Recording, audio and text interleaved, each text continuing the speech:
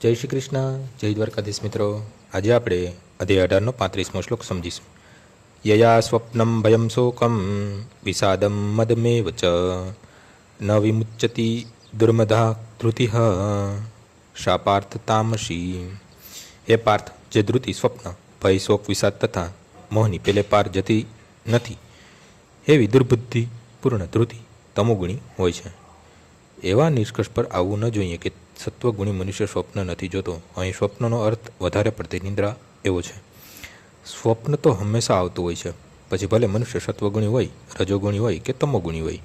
સ્વપ્ન તો પ્રાકૃતિક ઘટના છે, પરંતુ જે મનુષ્ય અતિ નિંદ્રાથી પોતાને બચાવી શકતા નથી, તેઓ ભૌતિક વસ્તુઓ ભોગવવાના ગર્વને દૂર કરી શકતા નથી. તેઓ સદા ભૌતિક જગત ઉપર પ્રભુત્વ કરવાનું સ્વપ્ન જોતા રહે છે, અને જેમના પ્રાણ, મન તથા ઇન્દ્રિયો એ રીતે પરોવાયેલા રહે છે, તેઓ તામસી વૃત્તિવાળા ગણાય છે.